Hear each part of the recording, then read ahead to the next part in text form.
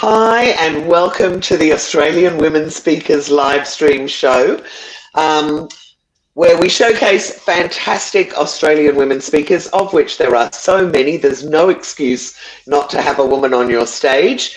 And so we can shift the stats from 50%, from 30% women speakers to 50. Today, my guest is the amazing Michelle McCarthy. Da-na-na-na. So welcome, Hi. Michelle. Hi, how are we doing? I'm loving this energy. I know we did a bit of shimmying. Okay, so let's start off by talking about what is your topic and why do you like to talk about it? So, my topic is personal branding, and the reason I love to talk about it is because women so often can get so hung up on societal expectations, responsibilities, and whether they're in a corporate gig or have their own business, over time they end up creating this brand, this persona that is not aligned with who they are. And it breaks my Ah, heart. It breaks my heart because it becomes an uphill battle because you have a facade then that you're trying to maintain. And there's just you just end up feeling stuck and it feels icky. So my mission is to help them create something that aligns with who they are. right. And can you just explain a little bit more about what you mean about personal branding, and then tell me what your actual topics are, like what the names of them are. So yeah, so in terms of personal branding, I liked to pull out their own unique threads. I like to use the weaving analogy. Right. So pulling out little bits of them and their own personality and doing a little bit of a braid into something that is really truly uniquely them. So I talk a lot about juxtaposition, confidence, and Yeah. Super overcoming important for self-doubt. women. Yeah. Exactly. But I also get into a lot of the strategy side of things because my background is brand strategy and marketing. Right. So it's a lot of practical tips as well. It's not just about confidence and creating this persona and making things look pretty so that you stand out. Obviously Well, there's a part for that. which was making. Well, I was going to say. So you're not just talking about personal branding on Instagram. You're talking No, about across the full spectrum of what it is that women are doing, I guess. 100%. It is not about what platform you use. There is absolutely a time and a place to use social media and all the platforms that are available to us. But it is more about figuring out who you are, who you want to be, and just it becoming a natural extension of you. So everything then becomes a lot easier. You're not trying to put on this facade and dress a certain way and act a certain way and show up because that's what you were told to do. So Yeah. that works for everyone if you are an entrepreneur. So then that when people meet you at a networking event, you it You, aligns. yeah, and But I think one of the things that people don't think about is being consistent in their messaging, because it's all about them being authentic, but also anyone in their audience or their community, anybody who knows them needs to know what they stand for. And if they're kind of all over the place, they it's very hard to kind of work out how to refer to someone, for instance. that's exactly it. But what I find the biggest challenge is because we're so used to being the wife, the mother, the employee, all the different roles that women take on, we don't actually know who we are. So a lot of Right. the work is actually figuring that out first, because if you knew Yeah. who you were and you embraced it, then you are probably already incorporating it into how you're presenting yourself in in a professional sense and a personal sense. Yeah, yeah, love that. So, what kind of audiences do you like, Michelle? What sort of industries, gender, sizes? So I love speaking to women. Yeah, I do also love speaking to a mixed audience, yeah. particularly in male dominated spaces or women who work in male dominated spaces. I grew up in the motorsport space at home in Ireland. So Oh I my God, lived, did you? yeah, I competed in a range of different motorsports up until the age of 16, up until the GFC essentially, and then it got way too expensive. Wow. Yeah. And a lot of my clients and friends work in construction, tech, a lot of male dominated spaces. Yeah, So yeah, I want to show that you can stand out. You don't have to dress like a Barbie and if unless you want to obviously. You yeah. don't have to you don't have to stand out in the wrong way or a way that doesn't feel aligned. But you also don't have to do what the men are doing to be recognized as that you know what you're doing, essentially. Yeah. Love a mixed audience. Obviously, my clients in particular are mainly women. They're like 99% women. So that would be my preference. In terms of audience size, I do love a workshop size where I can really tailor it to the audience that are going to be there, and maybe do a bit of workshopping. So something small would be great. I also, 50 people, 50-ish, give or take 20. Is the sweet spot. It's the sweet spot for me. Obviously, I would love to get to larger stages, but I know where I'm at myself in my own capacity. And yeah, the smaller stages I think are right as you said. Oh, I love that. So tell us a little bit about your background. You've told us a little bit about the motorsports, but what have you done that's led you to speaking? And I want you to take us back to Ireland and tell us what you were doing there and how long you've been here.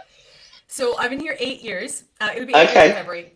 Congratulations. Thank you. I got my citizenship in October. Oh my goodness, congratulations. Oh my God, we're up to a year. Yeah. Yeah, it is. And there's a local election happening soon, so I'm going to do my vote. I'm Excellent. Very proud. So Australia is home. So in terms of like my why for setting up a business has been because I'm quite selfish and I like to have my cake and eat it too. So I don't want to have to choose between the amazing lifestyle I've created here and my family that I obviously deeply love and home in Ireland. Yeah. So my mission is to be able to, my own personal mission is to not have to choose and be able to fly home and work at home and all that jazz. So, but my background is branding and marketing. I studied visual communications. I went on to work in some large advertising agencies with large clients. Right. And also in-house. Around the end of 2019, started 2020, which good timing. What was around the corner. I was like, you know what? I'm going to set up my own business. I mean, I've got all this experience. How hard can it be? I'll be a millionaire by Tuesday. Christmas in Bahamas. Easy peasy. Fantastic. And it didn't go that way, obviously. But what I very quickly realized was that it is very hard to set up your own business from the ground up. And if I found it difficult with all my branding and marketing experience, there has to be women out here who don't have a marketing background. And there's lots of them. Yeah. And so that is what led me into more of a consulting, coaching and speaking role, because I want to show women how to do it. None of the fluff, none of the, my 5-step, no. It's uniquely different to everybody. But I also want them to create something that is consistent and an extension of them to make it easy. We don't need more stuff to do. We don't need more challenges. Let's remove it. Let's make it as easy as possible. And so that's what's led me here. And why speaking particularly? So I also want to be an example of what my clients want. They want more. Yeah. They want more. They want to write a book. They want to step on stages. They want to be seen as a thought leader. So I can't, in good conscience, be like, this is how you get on stage if I'm not also practicing what I teach. True. So I also have, and I don't know, this might sound very narcissistic, but I just have always had this craving, this urge to want to speak on a big ass stage. Like, I love it that you have a goal like that. In fact, see the likes of like Mel Robbins, and I'm like, I just want to. Yeah. Well, one of the women that I have interviewed is Louise Marler, who's a very, very, very successful speaker. And I said to her, what's the biggest audience you've ever done? And she said 10,000. Can you imagine? So she did it in a big stadium. How you engage a stadium. But yeah, I love it that that's your goal. And I'm sure that if that's your goal, you'll get there. So I'm interested to know, because I'm sure everybody listening is interested and everybody has different ways of doing it. But how do you find gigs? Are you reaching out to companies? Are people coming to you? How do you find the gigs? Because that's such a big question for women. You know what? I'm still learning. I'll be straight up. I obviously in directories, and it's been a bit of both. I do put some time aside to pitch each week. Okay. How do you choose someone to pitch to? Who are you doing? The councils or Are you going to groups or what? Where I'm are you going to getting? groups. I'm currently doing a lot of pitching to people who have memberships and then run their own workshops and do their own events. Yeah, Reaching out to them. I've also reached out to people who are already speaking at corporate gigs, leadership programs, that kind of thing, nice. where we have kind of an overlap. So they can speak to a topic such as finding That, confidence, and then that could lead into where I also speak. And then yeah, I've also had a few people reach out via LinkedIn, which, right. because I put it in my Thank profile that you. I Love speak. LinkedIn. Yeah, yeah, me too, me too. It's so daunting, but I do love it. It has yielded me a lot more results than the likes of Instagram. Yeah. Okay, And great. then, yeah. So what, I know there's an awful lot in your toolkit, but if someone came to work with you or came to see you speak, what would be a couple of the key takeaways that they'd take away? I would hope that they felt really supported, that one, that they haven't done anything wrong, this is all a natural evolution, and Yep. that they feel supported and empowered to make a change if they feel stuck and if they feel inclined to do so, obviously. Um, So do you so help them through the talk, take them through a process or how do you do that? yes, so I will talk to the pain points, and I will talk to kind of an overarching problem where I would hope the organizer would give me a bit of an insight first so I can tailor that. Right. Okay. Yep. Depending, I'm the same as how I work with my clients. I love to tailor things specifically rather than just having a canned response. Yep. And yeah, so I will take them through the pros, the cons, the problem, where they may be, and bring them through on a journey and give them some actionable steps. I obviously don't give it all, only because it would be overwhelming, not because I'm trying to gatekeep. Yeah. Yeah. I want you to be able to, I would prefer to give you 3 actionable steps than give 20 and you be so overwhelmed that you do none of them. Absolutely. So give me an example though of an actionable step. What sort of things do you send them off to go and try and do? So one of the very first things that I do is I get them to do a bit of an audit, which Right. is such a powerful tool, and it's very easily done. It doesn't Yeah. take that amount of time. You can outsource it, but I also do have a workbook that I provide that can bring you through it very easily, because Okay. I don't want you to think that you have to throw the baby out with the bathwater. How about we just do an assessment and go, okay, well, this one's, it's fine. This area is fine. I have it's 7 steps, 7 areas. And then Right. you can dial up and down the dials and what needs work. And then you can choose to work on that rather than investing so much money when you might not need that much either. Yeah. Again, Yeah. I'm True. I'm I'm a self-professed lazy girl. If there's a way to do it quicker, easier, cheaper, I'm going to figure it out. So I don't want people to feel like it's this big, huge, daunting task. So an audit would be one thing that I would get them to do, and a self-reflection would be something else that I would get them to do.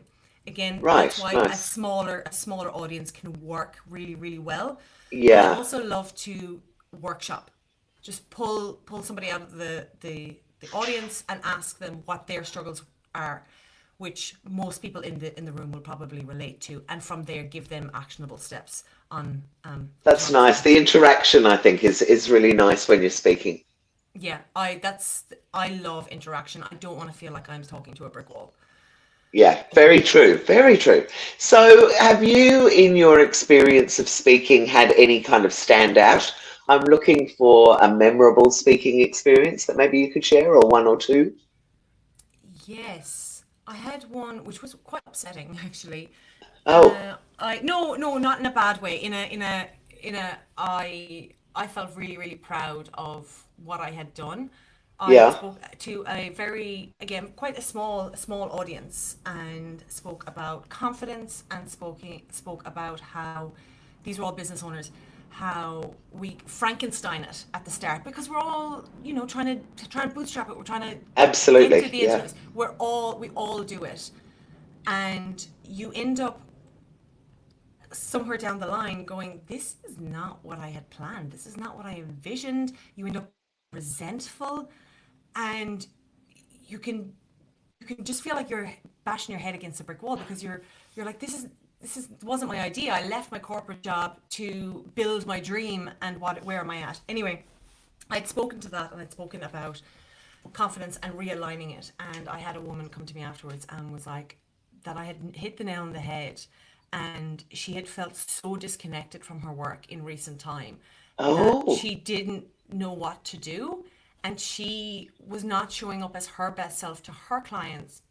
because it was just not, it was no longer aligned, and it only needed a few little tweaks, but it was because she was putting on this facade that she thought she had to be someone else, and she always a mistake. Always, but it's easy. You'll always get caught out, and the stress from trying to be something you're not. Yeah. And most of the time, it's not like you're trying to be someone that you're not, as in you're trying to scam people. It's just this particular woman had come from a lot of male leaders, male bosses, and that's their way of doing things, and she thought she had to kind of do what they were doing, and it just became such a mismatch for who she was and how she wanted to live her life and run her business.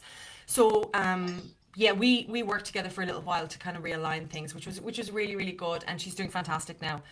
And so when I say it was upsetting, it's upsetting because I know that she got to that stage. Exactly. Yeah. And then what about, have you ever spoken at somewhere funny, somewhere interesting, unusual? No, but I'm open to it. I'm always open to a bit of whimsy. Yeah, okay, great. So, Michelle, if somebody wanted to book you outside of, obviously they can find you on womenspeakers.com.au, but where else would they be able to find you on, say, social media or websites that you want to share? Sure. So my handle on all social media is at I'm Michelle McCarthy, and my website is michellemccarthy.au. So that'll be fantastic. The easiest ways. Fantastic. And what was I going to say? Okay, and yes, and you're there on the Women Speakers platform as well. So thank you so much for sharing your story. I really love showcasing women, and I keep seeing posts where people are going, where can I find fresh talent? There you go. Michelle is fresh talent for you.